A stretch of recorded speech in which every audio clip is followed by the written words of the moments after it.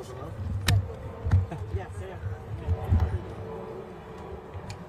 So, just have you say something about the state of My name is Wayne Turnage. I'm Deputy Mayor for Health and Human Services and the Director of the Department of Healthcare Finance. So, can you kind of walk us through what's happening here today? Well, what's happening is as part of the duties of the Deputy Mayor's office, we manage encampments, and we manage them through either cleanups or closures. This is a closure for a number of reasons, and from what I can tell, it went very well. Okay, so the district is the one removing the folks here. Yes, we were informed by the National Park Service that they would begin closing all encampments in the city, both on federal and district land. We believe we have a tried and true process to do this the way it should be done. We engage social services. We try to connect to homeless services. We use our outreach workers extensively before we close, in the weeks, months before we close, to try to get people into services. So we felt that we knew this site would be one of the key sites that the federal government would close. So it was in our judgment that it was better for us to do it using the protocols that we rely upon in the Deputy Mayor's office.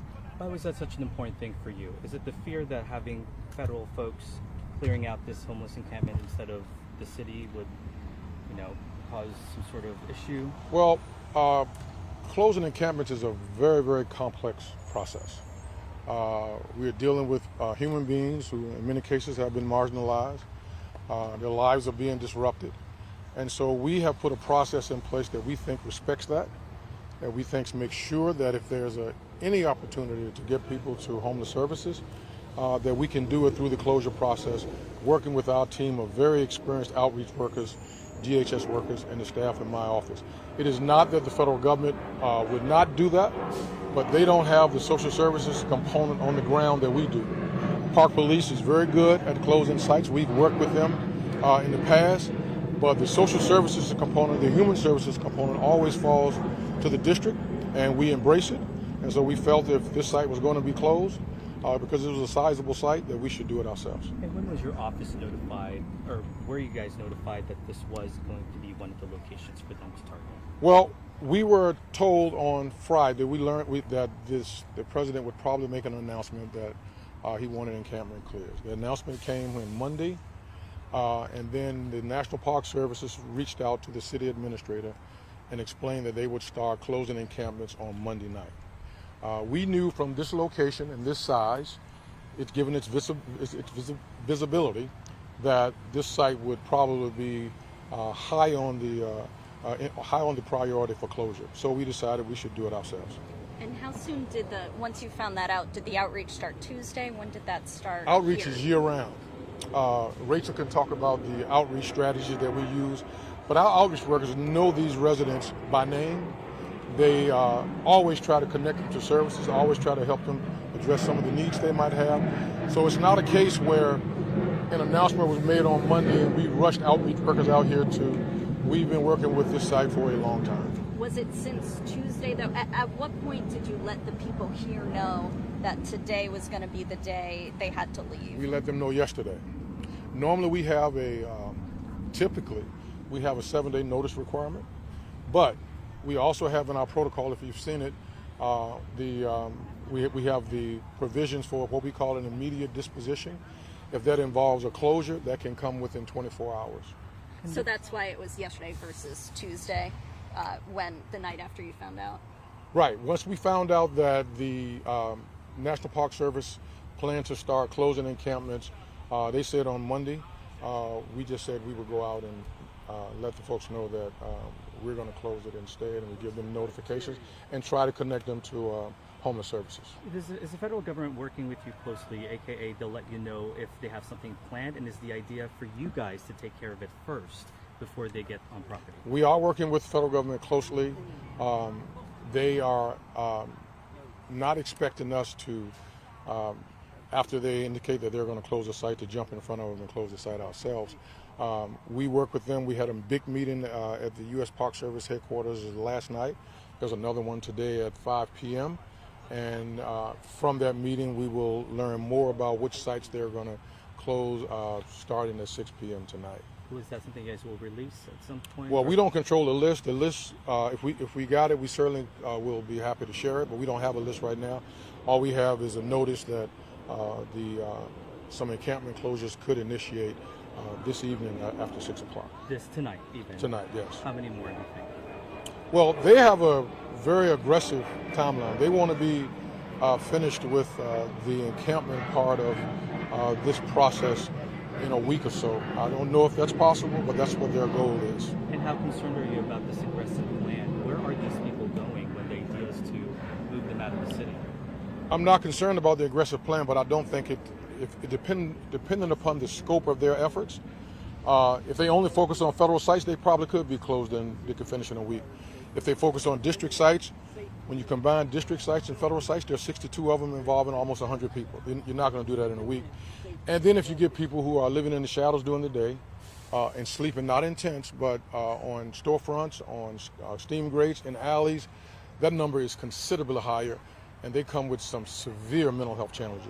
That's a population that you're not going to be able to quickly manage into a treatment or whatever the goal would be. That's a population that is very challenging to deal with, and to do it respectfully and humanely, it will take some time. So this is a federal site right here? This is a federal and district site. Gotcha. Yes. And the other ones being looked at this point, because you had mentioned possibly district down the road, but at this point, is it just federal that the administration is focused on? No, we will turn our attention next to Washington Circle. That is a site that we generally prohibit encamping for reasons of public safety. You know, if you have tents on a sidewalk in a circle, car jumps a curb, people will die. So we normally have signs posted that said you cannot encamp here. Sometimes people still encamp there, and we give them notice and we come and we close the site. We were scheduled to close that site on the 29th, and we posted information yesterday. We're going to have to move a little bit sooner now because, again, we would prefer to do it it's on district land, and we have a process in place that we think can make the transition a lot easier. Do you know anything about a meeting this morning between the Bowser administration and the Trump administration on moving the encampments? No, I was not privy to such a meeting if it occurred. We meet with the mayor every morning, the mayor's senior team, to discuss the elements of this process and what's next from the district's perspective, but I have not been involved in a meeting today with the mayor or Trump, and I'm not sure. I can't speak to whether or not such a meeting occurred. In your opinion, is this helping the issue of homelessness? My opinion is not particularly relevant. My goal is to, given the decisions that are made by persons who are in charge, to use the resources we have to make the absolute best of what is a very difficult circumstance. The people who live outside face a lot of stresses, a lot of stressors, and our job is to minimize those stresses as much as possible. At the same time, if there's a closure that needs to be done, to effectuate that closure in a manner that is respectful and respects their humanity. Are there legitimate plans to move people out to Maryland or Virginia? Are you aware of anything? The district has no such plans, but I can't speak for the administration. And of the camps at this point that you know of may end up being cleared, I mean, how many people are we talking? Again, if you look at the number of encampments that are, to give you a little history, before the pandemic struck, you didn't see many tenant encampments in the city. The pandemic struck, the city was essentially closed for over a year. A lot of encampments began to pop up. We started in 23. There were over 300 people living in tenant encampments in this city. There were well over 100 such encampments. We had a number of different programs, pilot programs, to move people into apartments, and we closed sites with the goal of connecting people to homeless services. From 2023 to today, we reduced the number of people who were living in encampments by probably 67%. The pilot program we ran placed 100 people into apartments. My understanding for those, that placement rate remains at close to 100%. Those placements have sustained. So we work aggressively to address this problem. And as I have said many times, if you look on a per capita basis, there is not a jurisdiction in this country that spends more on homeless services than the District of Columbia.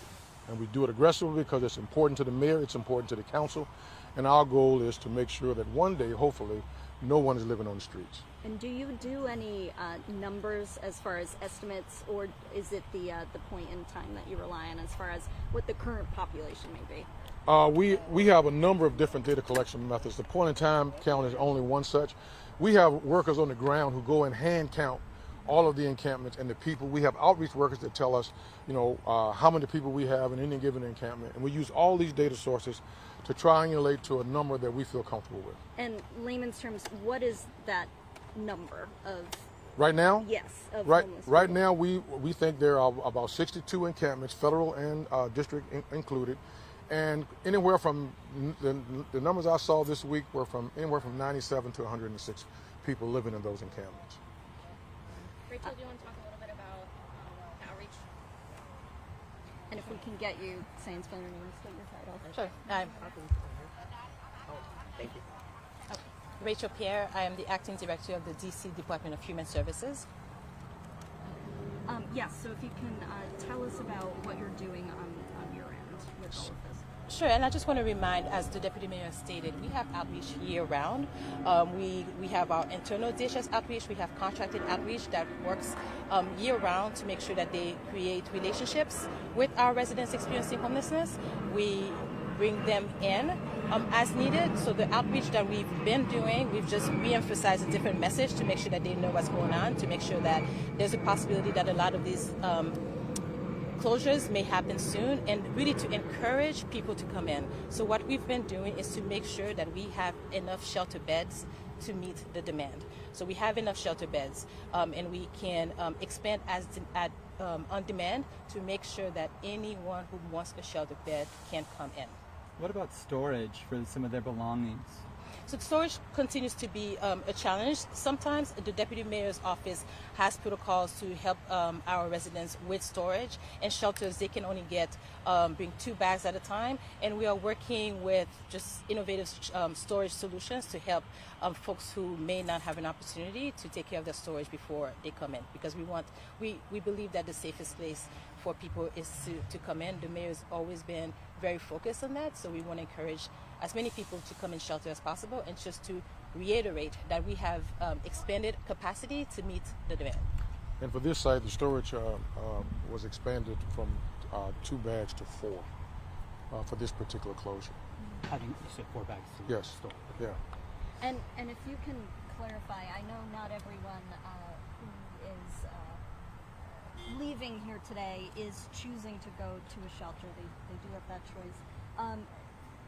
If everyone were to choose, though, you're saying you do have enough beds. I can't check my phone to go over some notes, but I was told something about there's maybe like 30 to 40 openings right now. So we expand on demand. So I check census daily to determine whether or not we need to open another site, and we have sites that are operationally ready, waiting for the queue. We don't want to have excess capacity either, because then it becomes wasteful. However, we know where we have the capacity. Just as a reminder, the district provides shelter to anybody who needs it during hypothermia season. So we know how to expand. So this is basically, we're almost on hypothermia operations. So we know how to expand, and we just expand on demand. So this is not new for us in terms of providing shelter to anybody who wants to come in. And when is shelter check-in? As in, when will you know kind of where you're at for tonight? So it's 24/7. So our shelters are open 24/7. Last night I could tell you that going into the evening, we had 30 beds left, but we could just with an ask from one of my leadership team, they could expand, to another 30 beds. We can expand as needed. So I think the key messaging, especially for our residents who are being asked to come in, offered to come in, is that we can meet the demand. So we want people to come in, and that's the key message. The capacity is almost a little bit irrelevant, because we know that we can meet the demand. And it's not as if you have a max capacity? That right now, number? we are making beds available for anybody who wants a bed. To give you an example, Standard capacity operating prior to hypothermia season is about 1,100 beds. This past hypothermia season, we were housing as many as over 1,400 people. Wayne, I want to ask you, advocates say they're concerned about the threats of jail time and fines if people don't move out. What is your response to what the Trump administration has put out there? I can only speak from what we do in D.C. I've been doing this since 2018. We've closed a number of encampments. We have never arrested a person who was in an encampment. We've never had a person adamantly and permanently refuse to leave an encampment, even if they were not going to shelter. So I can't speak to any experience with the need to arrest persons who are living homeless. Why are you not concerned about that? As a human being, I'm always concerned if people who are living on the margin face circumstances that could traumatize them. So yes, I would not like to see any situation where we have people who are homeless being marched to jail, and I hope that does not happen.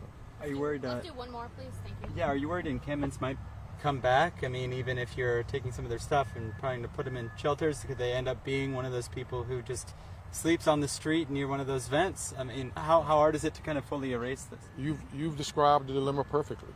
Wary is not the adjective I would use. I would say, we are aware of the fact that this problem will not be permanently solved until you find places for people to live that they are comfortable and they can afford. When people come back, then we will address that situation the same way we did before they left, and that is try to connect them to the range of homeless services that we have. And we have folks with Miriam's Kitchen who are troubled that the current budget for this fiscal year doesn't have any extra funding for individuals who are looking for those vouchers to get into some of that housing. Yeah, well, as you know, because of a number of factors, the city's budget for the next financial plan, 4-year financial plan, was reduced by $1 billion. When you have a budget that is reduced by $1 billion, and the major programs that pressure that budget are education, health and human services, and health insurance, you cannot address a budget deficit that size without reducing spending in those areas. And so, regrettably, when you have less money, you can't do as much, and that's what we were faced with. And the mayor and now the council have responsibly put together a budget that I hope will soon be headed to Congress for approval. Thanks, everyone. And I'm did we get your spelling? I can't remember. Appreciate it. It's Rachel, R-A-C-H-L, last name Pierre, P-I-E-R. Now I And can't that's your title. Faith's been I'm the coming before acting that. director of the DC So Department. we have to go over there now to change the notices